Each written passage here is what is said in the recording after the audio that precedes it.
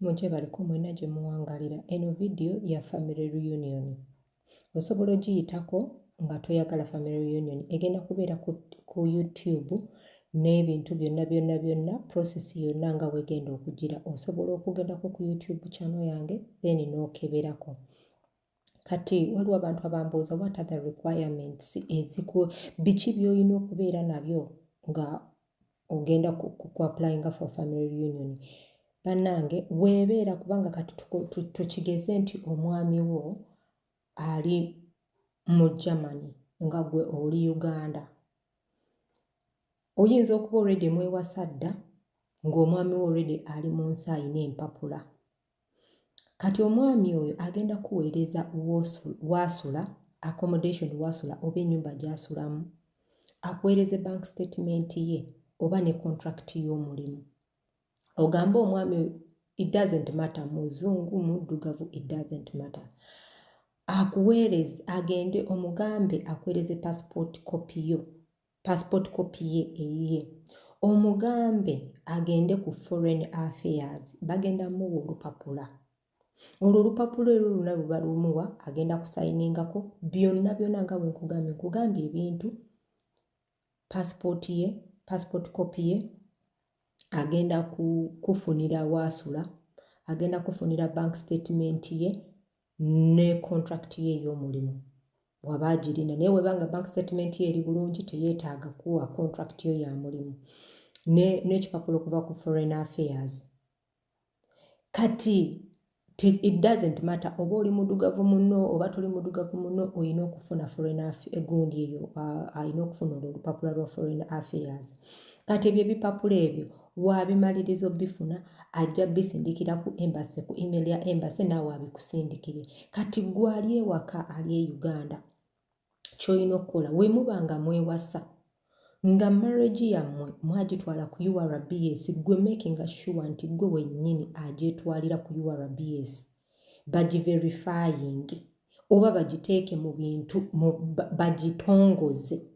Bwe bamala ogitongoza nti ddala gyeri gitwaleyo totuma muntu weesitukire gwe gendayo. Womala okwesitukira n'ogendayo ne bagikolako yonna nga wogamba nti bakozeeko bagenda gamba asasula ssente bateekeko stamp byonna. Then gwe teweetaaga nnyo bintu nnyo bya Uganda kubanga already wootuukira okwewasa ogenda kubanga ebintu byonna. Naye mpozi ky'osobola okuba nakyo osobola okubeera ne birth certificate yo. Oba ne birth certificate yo bulungi gwe kati kyolina okubeera ne birth certificate yo teweetaaga bank statement. Beera ne bank n'egundi yo ne birth certificate yo in case nti bagikubuuziza kubanga baagala verifying amanya agali ku gundi kuneeno ku marriage certificate ge gali ku birth certificate ate eri ge gali ku ki ku passport yo oba okitegeera. Kati temwerabira olupapula luneeno lwe mujjuza. Olina okujjuza application form genda ogijjuze bulungi. Genda ku gundi ku website ogijjuze bulungi. Ngenda kubalaga ku YouTube bulungi ogijjuze. Omala okugijjuza bulungi okwate ebyo ebipapula byennyini obiteekeko kubanga era bagenda kukola olupapula lwennyini olwa family reunion ogenda kujjuza ebintu ebiriko. Then okola appointment. W'okola appointment okwate ebintu by'omwami wo bye yakuweereza naawe ebibyo by'olina ng'ofunye appointment ogenda obipresenting. They will give you a visa gye bayita family reunion. Eno family reunion tekola kokka ku bantu nti nno ofumbiddwa like nti omusajja ali eno mbu already afunye empapula. Nebba wayinza okuba nga asoma. Naawe osobola okukola kyekintu kyekimu najja n'afayiringira abaana biki era naawe ojja kuteekako birth certificates z'abaana ojja teekako ebintu byo nga biri byera bye nkugambye biri ebyasoose era naawe byojja okukola. Ojja kukola ki byonna wono ojja kufuna visa ya family reunion ya mwaka gumu. N'eyo visa ya mwaka gumu era wootuuka gy'olaga osobola ogikyusa nebeera residence permit ng'oyize olulimi kati kangeze ng'oli wanene Germany ng'oyize olulimi ng'oyize embeera z'abantu you can still apply for permanent residence permanent residence then n'otandika okukola n'okola ebintu by'oyagala. okwekitegera n'abaana bo ne basoma buli kintu ne kikutambulira bulungi.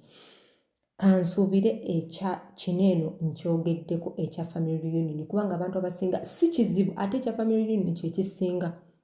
Era bw'oba ng'oli under age ng'olina omwana wo ng'ali waka era nakyo osobola okimukolera. Era eky'omwana tekifaanagana nga ate kiri eri kubanga eky'omwana teweetaaga marriage. Omwana weetaaga just birth certificate ya mwana wo na passport gwe bintu byo wano eno nti nkola nsoma nkola n'oteekako ebintu byo n'oteekako bank account yo n'ogenda ku gundi n'ogenda ku foreign affairs naawe era n'oapplyingira omwana wo n'obisindika kuki ku German embassy.